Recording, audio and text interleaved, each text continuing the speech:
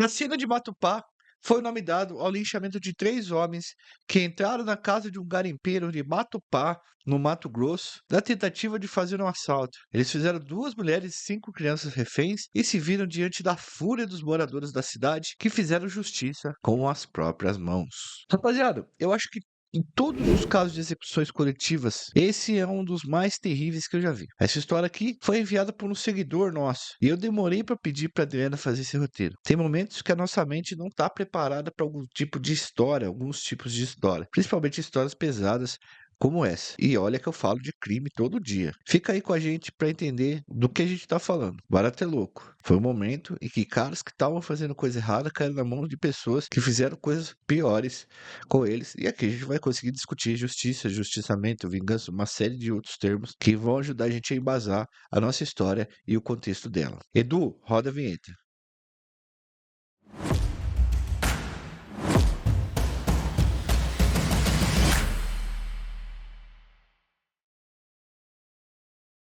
Galera, a cidade de Matupá fica localizada no estado do Mato Grosso, a 700 quilômetros de Cuiabá. Na noite do dia 22 de novembro de 1990, a invasão de uma casa levou a um crime que entrou para a história dos linchamentos no Brasil. Para contar essa história, trazê-la aqui para vocês com os maiores detalhes possíveis, nos baseamos em uma série de matérias de jornais e revistas sobre esse caso.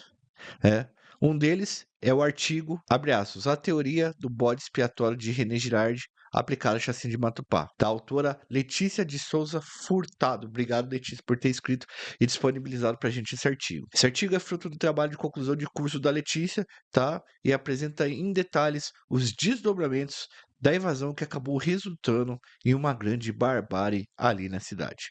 Segundo Furtado, a cidade de Matupá é fruto de um plano de integração nacional elaborado na década de 1960 para distribuir a mão de obra agrária para os lugares ainda pouco habitados. É característica de muitas cidades daquela região do Centro-Oeste, Mato Grosso do Sul, Goiás, essa característica de construção, né, de que as cidades foram fomentadas a existir pela construção de Brasília, mas também pela expansão da agroeconomia nas regiões. Em meados dos anos 70, durante a construção da rodovia Cuiabá-Santarém, diamantes e ouros foram descobertos na região onde fica Matupá. E cerca de 2.000 garimpeiros, além de fazendeiros e mineradoras, foram para lá. Então você vê que aumentou bastante a população da região. Nos anos de 1980 e 1990, a população de Matupá tinha cerca de 15.000 pessoas vindas das mais diferentes regiões do país. Parte dessa população era flutuante, já que os garimpeiros se deslocavam por diferentes lugares em busca de ouro e outros metais preciosos. Nessa cidadezinha, que sequer apareceu no mapa, a violência era muito frequente. Qualquer desentendimento podia levar à execução da outra pessoa. Era uma espécie de velho oeste no interior do centro-oeste, tá? Era comum, inclusive, encontrar corpos já em estado de decomposição em diferentes locais de Matupá, inclusive no meio da rua. Segundo uma matéria publicada no Jornal do Brasil, no ano de 1990, 123 corpos foram enterrados em Matupá. 70% deles tinham sido executados. 10% eram vítimas de acidentes de trabalho no garimpo e os demais eram vítimas da malária. Muito trágico a construção dessa cidade e tem muito sangue nela, vocês estão percebendo isso, né? A Delegacia de Polícia Civil de Matupá contava com apenas 4 policiais e não possuía uma viatura, o que tornava muito difícil qualquer ação de combate à violência que dominava a cidade. E naquele novembro de 1990, essa violência vai atingir o seu extremo, fazendo com que a cidadezinha desconhecida no mapa ganhe noticiários nacionais e internacionais com uma história bastante cabeluda. E por falar em cabeludo, pessoal, a calvície ela afeta cerca de 42 milhões de homens no Brasil. Não existe cura para isso, mas os especialistas afirmam que quanto mais cedo você iniciar um tratamento, maiores são as chances de você não ficar careca. A Manual, galera, é uma empresa que está no mercado quebrando tabus e levando a solução prática e eficiente para o tratamento da calvície. Cuidar da sua aparência é cuidar de você mesmo, cara. Estudos comprovam que a calvície é a condição que mais afeta a autoestima dos homens. Às vezes seu problema de calvície ele é simples, igual que eu tinha. E você só precisa de um amigo para te dar a real e passar essa dica. Galera, a minha experiência com a manual foi excelente. Eu entrei no site, preenchi o formulário online e em menos de 5 minutos já tinha um tratamento personalizado prescrito por uma equipe médica especializada. Muito simples, rápido e prático. Sem precisar marcar consulta, esperar horas num consultório médico ou ir numa farmácia. O Edu colocou aí na tela umas imagens de antes e depois do tratamento para vocês verem que o negócio funciona de verdade, tanto em casos mais leves quanto em casos mais avançados.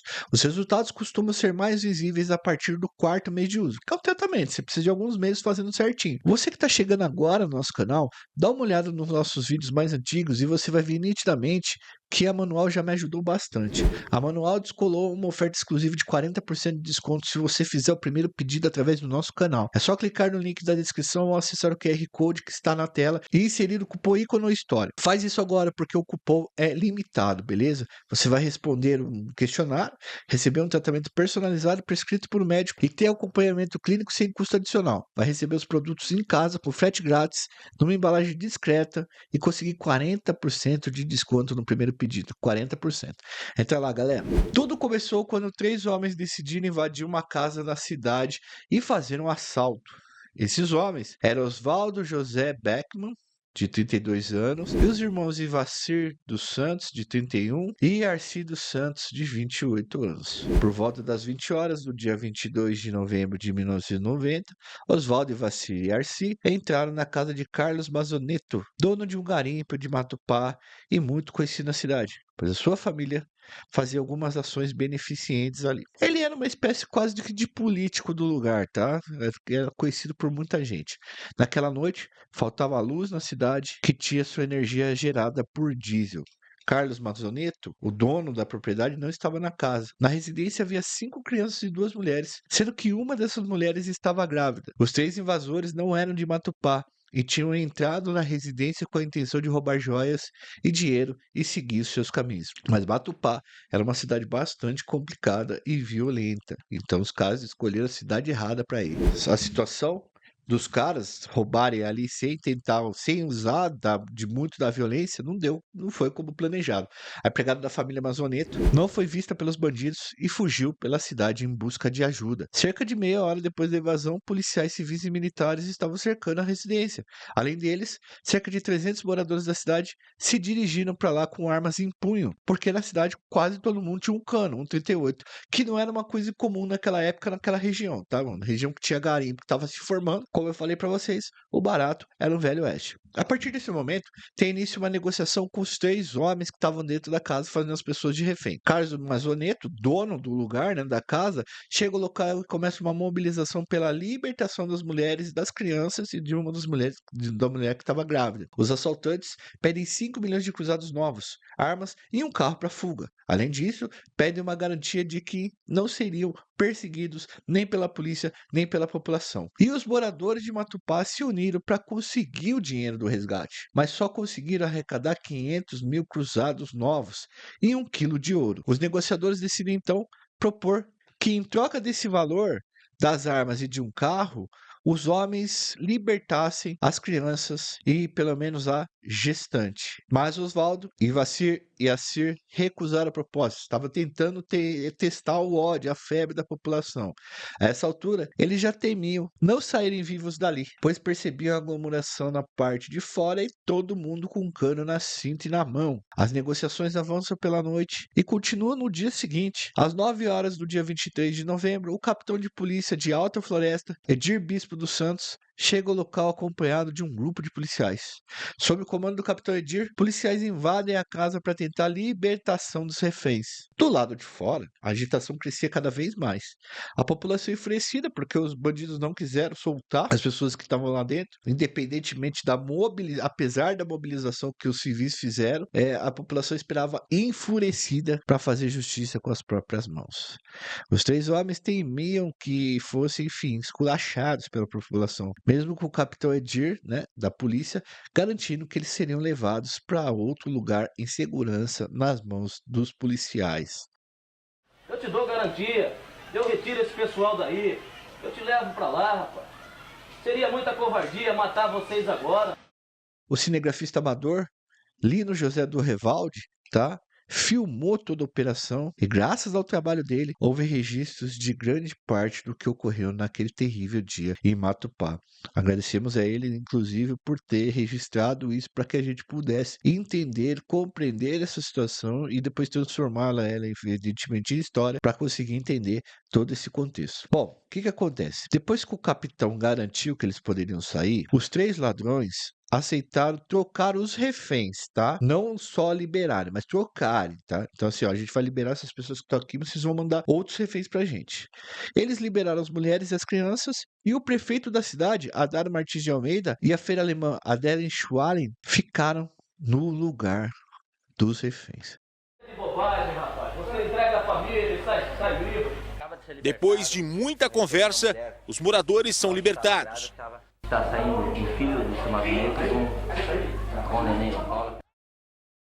Então veja, ó, como é que os caras estão testando a fé da população. Além de tudo que eles fizeram, não aceitaram barato, não aceitaram negociação. A população foi lá, se juntou, pegou dinheiro, conseguiu 1 quilo de ouro, levou, não conseguiu juntar tudo, era uma população pobre, lá na porta, os caras com cano, uma bagunça, e os caras mesmo assim não desistindo dos reféns. A Adélia, a freira, estava em Matupá cuidando de pessoas com malária, e ela era muito querida da população, cara. Veja, era uma freira, com trabalho voluntário, cuidando de homens, mulheres e crianças que acabavam pegando malária. E ela era uma pessoa muito bem vista na cidade e defendida pela população. Vocês já estão vendo que os caras estão enrolados, né? Bom, depois de cerca de 15 horas de negociação, os 3 homens se rendem e são conduzidos pela polícia no carro do prefeito, que eles fizeram como refém.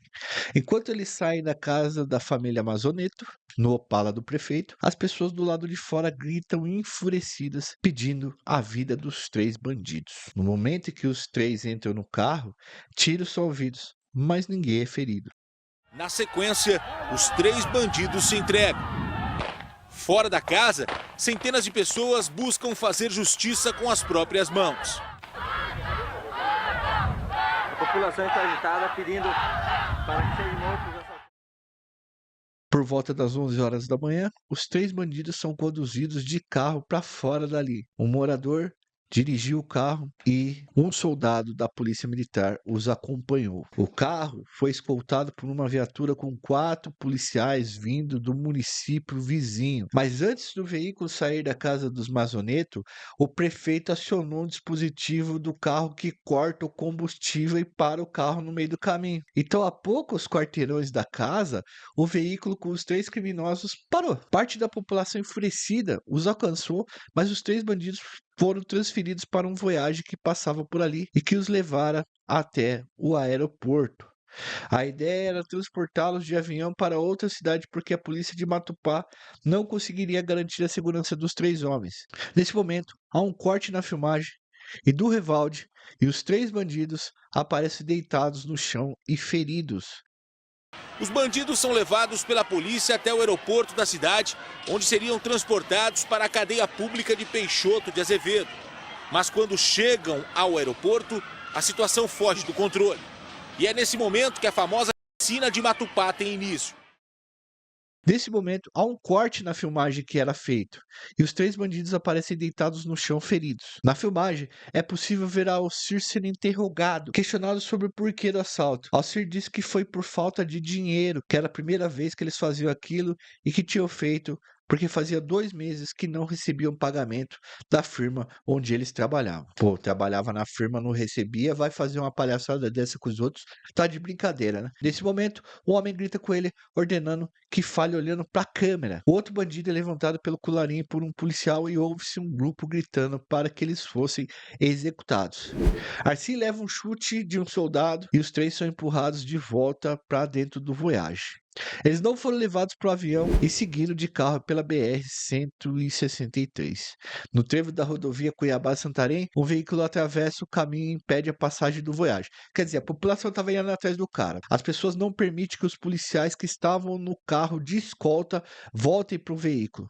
A partir daí, há 2 versões diferentes para o que aconteceu. De acordo com o relatório policial, os assaltantes viram que estavam sem escolta e cercados por um monte de gente que queria linchá-los, pediram para o motorista do Voyage tirar as algemas deles para que eles pudessem correr. A outra versão diz que os policiais retiraram espontaneamente as algemas dos presos, né, dos caras que assaltaram, e os mandaram correr. Segundo essa versão, um policial teria dado um tiro na cabeça de cada um dos dois primeiros que tentaram escapar no meio da multidão. Um deles teria perdido a vida com esse tiro, o outro caiu no chão agonizando e o terceiro foi ferido nas pernas e na coluna.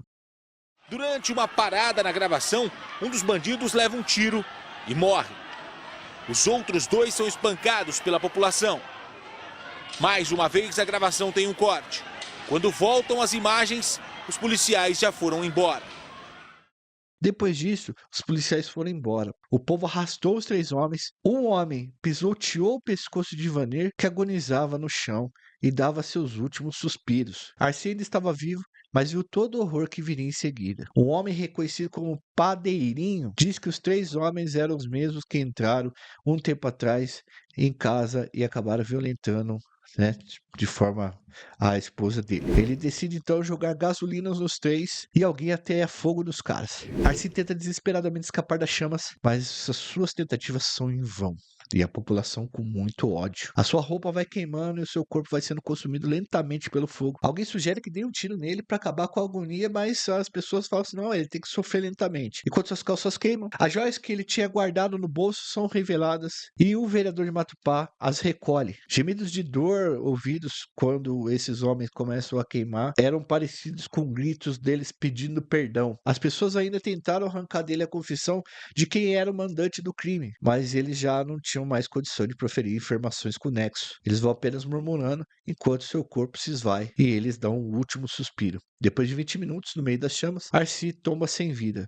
Os moradores de Matupá vão deixando devagar o local onde os 3 homens foram eliminados. Uma mulher grita diante do horror que vê e pergunta como eles tiveram coragem, mas ninguém responde. Era como se estivessem em um transe provocado pelo ódio que se espalhou no meio da multidão. Era muita gente. Um ódio que cegou a todos e fez com que Padeirinho enxergasse nos 3 assaltantes os caras que fizeram mal para sua mulher, sendo que eles nem estavam em Matupá quando o crime ocorreu. Na verdade, é igual o José de Souza Martins diz, né?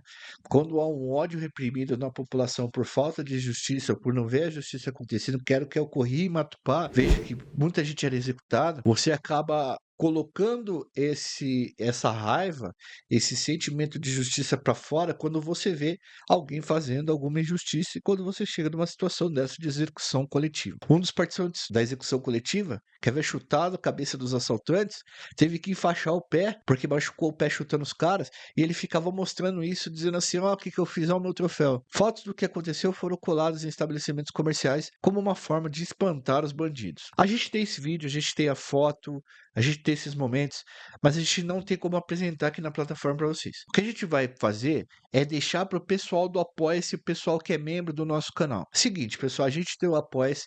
Por conta de falar desses tipos de assuntos, a gente tem um Apoia-se que a partir de R$2 vocês têm conteúdos exclusivos para vocês.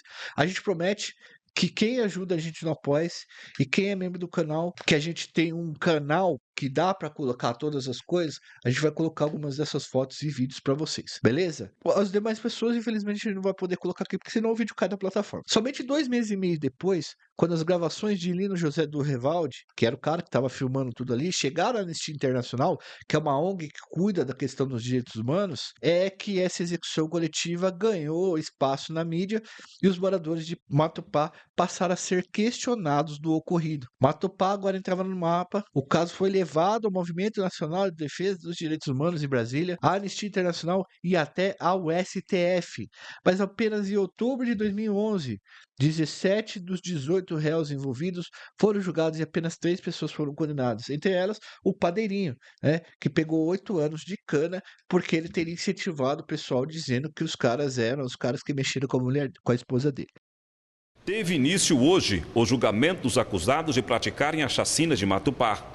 Crime bárbaro ocorrido no dia 23 de novembro de 1990. Após quase 21 anos, os acusados de cometerem esse crime bárbaro sentam no banco dos réus. Somente 2 dos 4 réus que serão julgados nessa primeira etapa do júri da chacina de Matupá compareceram ao tribunal do júri.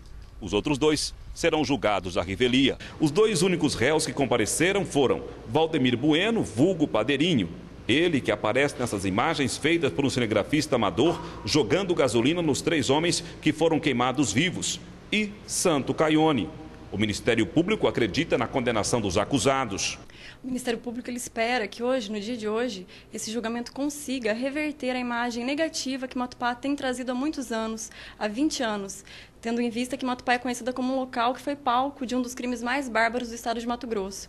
Então, o Ministério Público hoje vem em plenário acreditando que, com a decisão dos jurados, nós vamos conseguir reverter esta imagem de que Matupá é uma cidade que não há lei, que as pessoas fazem justiça com as próprias mãos. Nós vamos reverter essa imagem. Doutora, será o julgamento mais longo da história do Mato Grosso. O Ministério Público está preparado para atuar no plenário?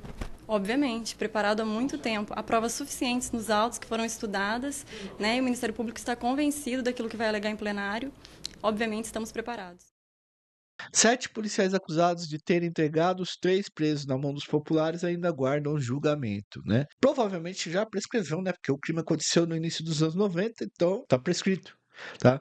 Em Matupá, as pessoas evitam falar sobre esse fato. Os moradores dizem que a cidade já sofreu demais com isso daí e ficou na memória coletiva esse tanto de sangue. O cinegrafista que captou todas as cenas da barbárie que ocorreu ali disse em entrevista da revista Veja que nunca viu algo parecido na vida dele. Ele afirmou que até tentou impedir o que estava acontecendo, mas teve medo também de ser agredido e contou apenas com a ajuda de uma mulher de 25 anos que também tentou impedir tudo aquilo. Sem conseguir impedir o horror que acontecia, ele decidiu documentar a barbárie.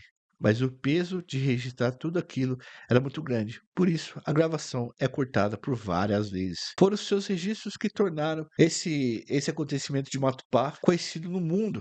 E apesar da longa demora para os julgamentos envolvidos, levou à condenação de 3 pessoas que participaram da ação que tirou a vida daqueles bandidos que entraram na casa das pessoas. É uma situação complexa aqui. Eu não vou ficar opinando sobre a questão, porque assim, ninguém merece esse tipo de coisa, tá? Passar por esse tipo de coisa. Mas é muito difícil você segurar uma turba de pessoas quando elas querem fazer um lixamento presencial. É muito complicado de você fazer esse tipo de coisa. A gente que estuda a segurança pública e a história da segurança pública do crime e da criminalidade percebe que muitos desses fenômenos já aconteceram. No Brasil, milhares de pessoas anualmente participam desse tipo de fato e, obviamente, que a falta de Estado e a falta de justiça contribui para isso acontecer.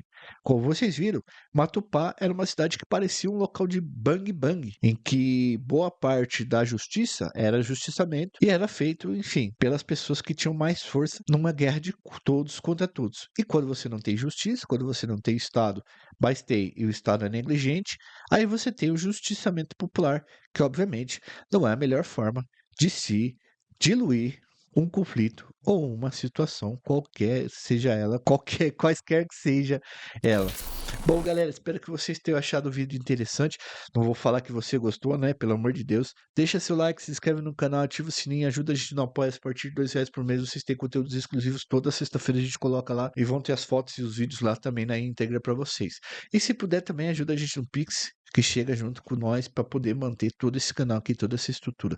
Fui, valeu, até uma próxima.